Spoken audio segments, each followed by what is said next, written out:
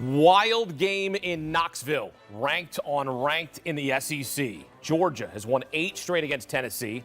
Vols quarterback Joey Aguilar making his first career start against a top 10 opponent, and he was awesome in this game. Picked this one up 13 seconds to go in the third quarter. Tennessee down 27-21. Aguilar deep downfield to Chris Brazzle II. Some brazzle-dazzle. 56-yard touchdown, 6 catches, 177 yards, 3 touchdowns for Brazzle. Vols get the lead back. Early fourth, down 30-28 now. 1st and 10, Aguilar to Braylon Staley, 32-yard scoring strike. Aguilar, 371 passing yards, 4 passing touchdowns, a rushing touchdown, and 2 picks.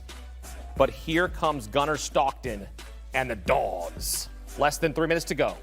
Down 38-30. 4th and 6. Stockton with a dime to London Humphreys. Oh, baby, what a throw. One of the best you'll see all season. They go for 2. They convert. We're tied at 38. Max Gilbert, sophomore, has never kicked a game-tying or go-ahead field goal in the fourth quarter overtime. Now a chance for the win. 7 seconds left. 3rd down from 43 yards out. Following a false start, it's up and it's no good. Oh, no. Feeling like the sickest man in Knoxville. Wide right, Neyland Stadium, stunned. For the first time in series history, we're going to overtime, and they've been playing this rivalry since 1899. Gilbert would make a 42-yard field goal on Tennessee's first possession. Stockton gives it to Nate Frazier, 21-yard pickup. Then 2 plays later, Josh McCray. Is he in? Is he in? I think he's in. They review. He reaches over. Touchdown, Georgia. And the Dogs win it.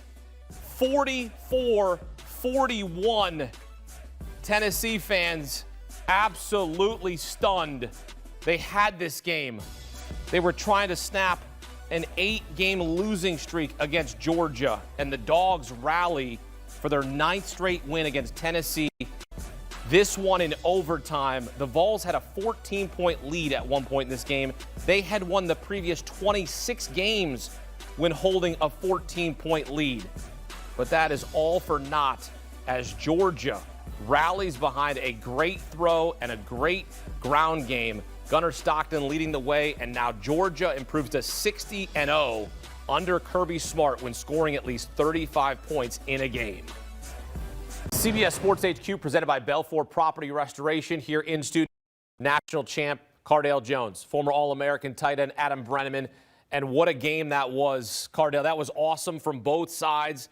The heartbreak for Tennessee. But first off, your reaction to how that game played out. Man, going into this game, I did not think we would see so many points, and talking about 2 teams that's historically been defensive powerhouses and talking about their young quarterbacks putting themselves in tough positions where you talk about Stockton going into his first true road SEC game environment in Tennessee. Tennessee had these guys down by 14 points in the first half, and Georgia just found a way to beat some dogs. This was a grown-up game by Gunnar Stockton. He grew up in this one and really got the belief of that Georgia locker room. First true road start, like you said, Cardale, 300 yards passing, 2 touchdowns. Best stat, he didn't throw an interception, took care of the football. But he's always had that marker of a dual-threat quarterback. He stood strong in the pocket, made big throws down the field, took hits with pressure in his face, and really delivered the ball with accuracy. Gunnar Stockton deserves a lot of credit for how he played in this one. When you sit there and think about how Georgia came back from that game and that throw that Gunnar Stockton makes to London Humphreys, how difficult is a throw? Because it felt like the ball was up in the air for a minute. You know what? It's so fun because we have the opportunity to have the best seats in the house. And as soon as he released the ball as we was watching, and I was saying in my head, that's a dime. That ball couldn't have been nowhere else than where it was for the receiver to make a great play on that ball. But outside of that, being in that position and then still having to go out there and get the 2-point conversion for a young quarterback, can you imagine the type of pressure that he was feeling and putting himself under? Kirby Smart and that offense staff did a great job of really keeping him comfortable and really putting his game on his shoulders, and he excelled. That was an incredible throw. I mean, to be able to make a catch like that with the game on the line, I mean, that was a massive play. When you talk, it was 4th and 6, Adam. Yeah, and to think about where he's doing it, too. On the road at Tennessee and Neyland Stadium. I mean, that place is rocking. Everyone booing in the stands. I mean, Gunnar Stockton really impressed me tonight. And you saw how he's really good on the move as well. I like that two-point conversion play. You get him out of the pocket, let him throw the football in the flat. But Cardale, the other point to me here is Georgia's defense didn't play that well in this game. They bent at a lot of different points in this one, gave up 41 points, but what happens when your defense isn't playing well? You take them off the field. So Georgia runs the football 55 times in this game, dominates time of possession, and ultimately that protected their young quarterback, Gunnar Stockton, and was the reason they won, running the football and dominating at the line of scrimmage. All of the credit goes to Gunnar Stockton, but you also got to remember him back in the SEC championship game against Texas. Took that huge hit, popped up, fans went nuts. He had to go out of the game because his helmet popped off. But you remember his big game experience, and it plays out yet again here. There were a couple miscues from Tennessee late.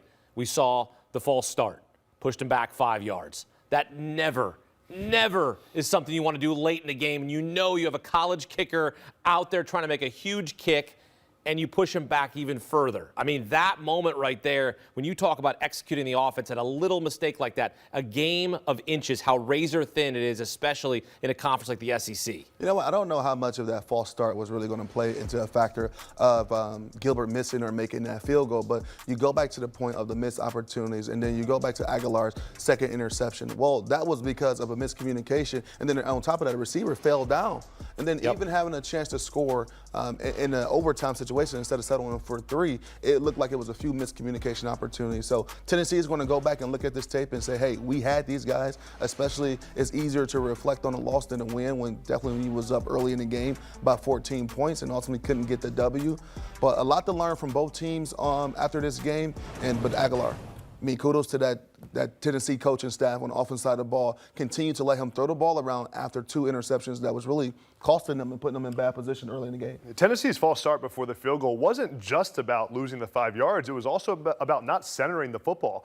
For your college kicker, in a really tough kick to make, all the pressure on you, you're on the sideline for hours until you have to kick that field goal. So it threw off the whole cadence. It was the loss of 5 yards, not centering the football. Now he's rushing on there when he thinks his offense is going to run a play. Now 5 yards back. I think it had an impact, but to your point, there were many opportunities for Tennessee to win this game. Joey Aguilar played really well in this one. We saw a Tennessee offense that had explosiveness that we didn't see last year. No. Tennessee has playmakers now. Brazel, who had 3 touchdowns, that can go up and make a play on the 50-50 ball that we didn't see in 2024. I think, guys, we saw 2 of the best teams in the country go at it today. Yeah, Chris Brazel was awesome. I mean, he was fantastic. If Tennessee wins this game, I mean, sure, you're going to give hats off to Joey Aguilar, but Chris Brazel, 6 catches, 177 yards, 3 touchdowns on 8 targets. I mean, he was electric in this game, but also electric is the running game for Georgia, Cardale. I mean, they ran for nearly 200 yards. You got Frazier out there running, then you got McCray be able to pound it in at the end there to get the win.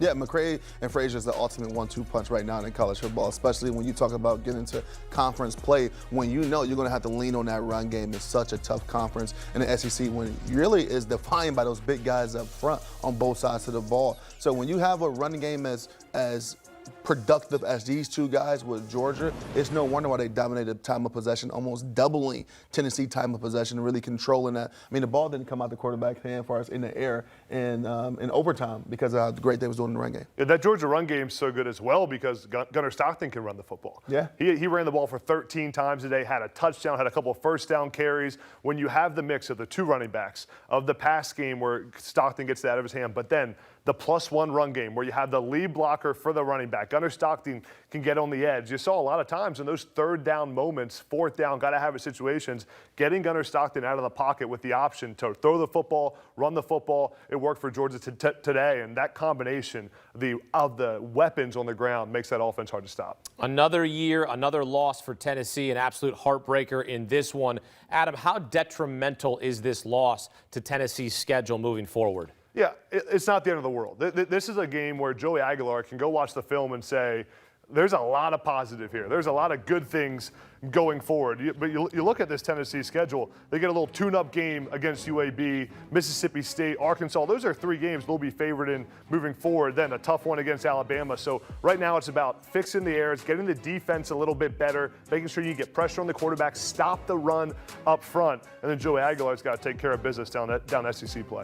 Yeah, no, I totally agree with you. I think the biggest thing you're going to take away from Tennessee in this game today is the turnover battle. And that was the biggest differentiator in this game for Tennessee versus Georgia, and also being able to solidify the run game. So that's some things you got to do in the SEC, being able to run the ball and protect it.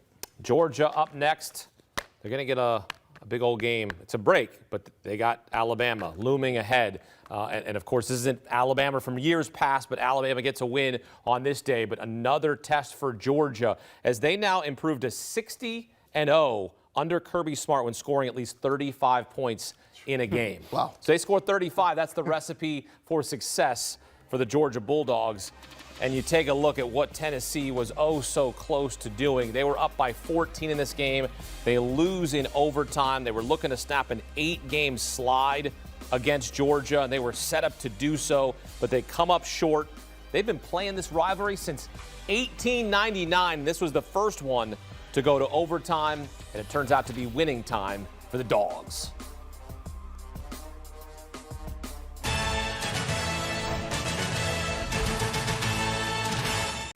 CBS Sports HQ is presented by Marriott Bonvoy, over 30 hotel brands for every kind of fan. Time now for the Marriott Bonvoy player profile from the Georgia-Tennessee game. Back here with Cardale Jones and Adam Breneman. And look, there were a lot of players that stood out in this game. For you, it was who?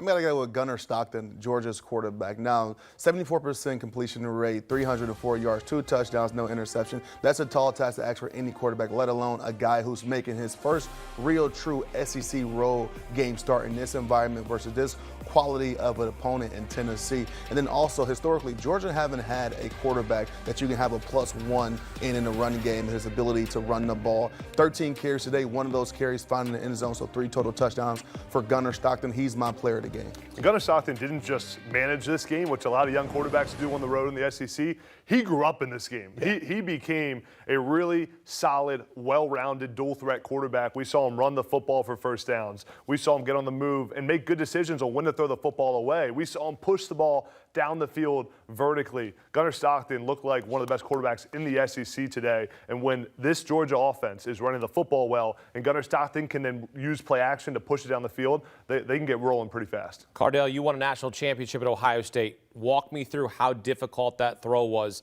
for Gunnar Stockton on 4th and 6, and you're down by 8. I don't think it's difficult at all. I think at a place not difficult. I think at a place like Georgia, you practice those type of situations, those moments, and that's why going into those situations, that moment, no part of the game looked like it was too big for Gunnar Stockton. Because I guarantee you, that coaching staff has prepared this young man, has prepared that team for moments like this. And can you be shocked with Kirby Smart and the things he's able to do the last 5 to 6 years at Georgia? It's the reason why they got 2 national championships in the last 4 or 5 years. Yeah. And think about the amount of confidence Gunnar Stockton gets from his locker room after that performance, because the Georgia defense didn't play well in this game. Give up 40 points to Tennessee.